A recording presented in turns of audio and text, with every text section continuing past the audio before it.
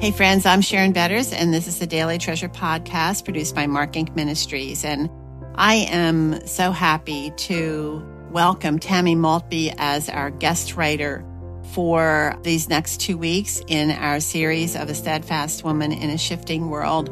These devotionals are adapted from her book, The God Who Sees You. Look to Him when you feel discouraged, forgotten, or invisible. So today's devotional is called A Vision for Trauma's Aftermath, and today's treasure is, I will restore to you the years that the swarming locust has eaten, the hopper, the destroyer, and the cutter, my great army which I sent among you. Joel 2:25. I believe with my whole heart that God always sees us, always loves us, and is actively, redemptively involved in our lives at any given point, even when terrible, awful things have turned our lives upside down. No, God doesn't typically intervene directly and remove the struggles in our lives. No, He doesn't always act in ways we can understand. That's where all those discussions about humanity's free will and God's sovereignty come in. I absolutely believe, however, that what we've learned about the God who sees us remains true even when life turns upside down. No matter what the trauma, God can be trusted to bring comfort in the short term and restoration in the long run, plus surprising gifts in the midst of our pain. I've also seen too much pain to insist that any of this comes easily. Trauma is real and damaging. God's mercy can be severe. Sometimes the truth only becomes real and sure to you as you live through it, or as you see it in someone else's eyes. Which brings us back to the how question. How do you get past one of those times of trauma, those times of need? How do you trust God when it feels like He's let you down? How do you even want to? When you've been hurt, when you're confused, when the worst is supposed to be over, but the problems stick like cockleburrs, hope can be the last thing you want to want. Sometimes it hurts too much to hope, especially when you suspect your life will never be the same again. Sometimes God sees you can feel like a bitter reality instead of an encouraging one. So, is there a way to move forward? Is it worth the effort to rebuild your lives? That's exactly the dilemma the nation of Judah faced many thousands of years ago. They brought a lot of their trouble on themselves by ignoring the prophets, by worshiping false gods, by breaking their covenant with Yahweh. But still, the events that rocked their world were shocking and painful. First, their land was invaded by foreigners. Their best and brightest young people were carted away to serve the king of Babylon. Then the whole nation, men, women, and children, was taken into captivity. People were forced from their homes and into exile. Solomon's beautiful temple was burned to the ground. Before they knew what was happening, God's people found themselves, quite literally, in a foreign land. They established homes and raised children. They found ways to make a living. They were still exiles, still far from home, still suffering the trauma of displacement. They were probably wondering whether it was a good thing that God had seen them, whether He saw their present need, or whether there was anything worthwhile in their future. And then came good news. The Persian king Cyrus, who had conquered Babylon, agreed to let the Jews go home and rebuild their temple. 40,000 Jews followed a governor named Zerubbabel and the high priest Joshua back to Jerusalem to begin getting their lives back. They even laid the foundations for rebuilding the temple. Then the work stalled. Some lost interest when they realized the new temple wouldn't be as beautiful as the first one. Some were preoccupied with personal projects. Drought hit the land, harvests were poor, and the people who had occupied the country in the Jews' absence kept stirring up trouble. Progress on the temple ground came to a halt. No work was done in the temple for 18 years, and no one even seemed to care. And we can read this story in Ezra 3-6, Haggai 1, Zechariah 4 and 8. Once again, God cared. He wanted to restore His people more than they even wanted to be restored, and more than they believed was possible. He sent 2 prophets, Haggai and Zechariah, to Zerubbabel with very specific messages for him and his priest partner Joshua. They are messages that have helped me hope and I think they may resonate for anyone asking why questions and how questions of the God who sees us.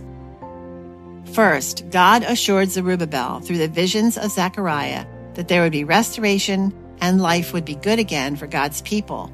The temple would be built, safety and prosperity would return, as we read in Zechariah 8:4 and 12.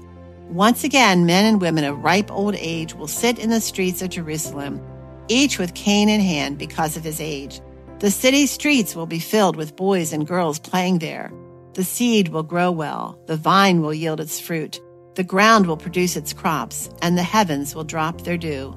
I will give all these things as an inheritance to the remnant of this people. Second, God made it clear that he was the one who would do all the heavy lifting in this restoration. He saw his people and had not forgotten them. The name Zechariah actually means God remembers. He was going to make it happen, and restoration will be his gift, as we read in Zechariah 4:6, "Not by might nor by power, but by my Spirit, says the Lord Almighty." At the same time, there were things Zerubbabel and Joshua and all the people had to do. They needed to pull together and do what they could, even if their contribution seemed too small and the possible outcomes not worth the effort. Speaking of the temple, God said in Haggai 2, verses 3 through 5, "Who of you is left who saw this house in its former glory? How does it look to you now? Does it not seem to you like nothing?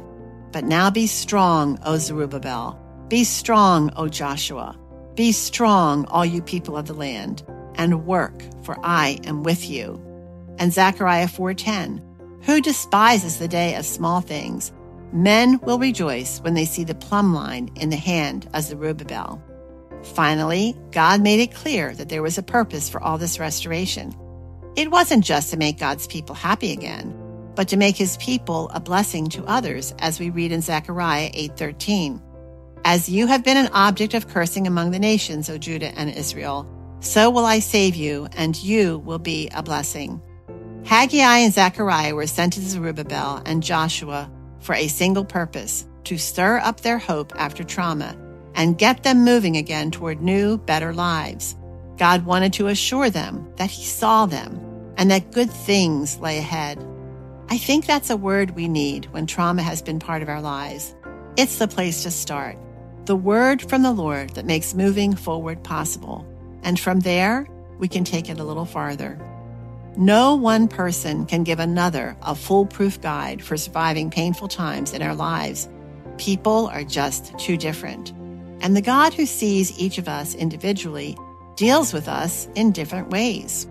Over the next few days, I will share just a few of the keys I've discovered that seem to make a big difference in making it through a traumatic time. Perhaps one of them will help a fellow traveler recognize the God who sees is ever present in her life as well. And oh, Father Elroy, the God who sees, we need you to show us your presence in the mundane and the majestic moments of life, but we're more desperate to know you see us in those dark, broken places. Friends, thanks so much for joining us for the Daily Treasure podcast. And as always, I want to introduce you to other resources that are designed to help turn your heart toward Jesus. And so today, I want to remind you about our Help and Hope podcast, where we talk about life crises that are really difficult to discuss, sometimes experience in isolation. And our topic for this podcast is postpartum depression. Did you know that one recent study found that 1 in 7 women may experience postpartum depression in the first year after giving birth?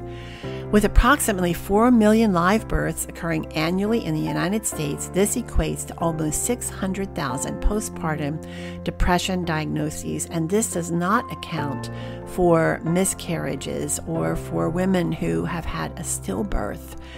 You know, not so long ago, postpartum depression was not recognized as a real medical crisis for a mother. Rather, she was often told to shake it off or pull it together with no sympathy. After all, she was a new mother. Why wasn't she happy? Fortunately, today, postpartum depression is recognized as a real illness, a real physical crisis. And friends, there is hope. My guest today is Christine Chappell, and she knows what it is to experience postpartum depression. Christine is a counselor, a writer, a speaker, a wife, a mom, and a podcast host. I hope that you will go to markinc.org, that's markinc.org, and look for my conversation with Christine Chappell on postpartum depression. I know that you are going to be encouraged by the way Christine shares her story and the hope that she experienced through her relationship to Jesus. Again, that's markinc.org, markinc.org. Thanks so much for joining us, and we look forward to being with you tomorrow.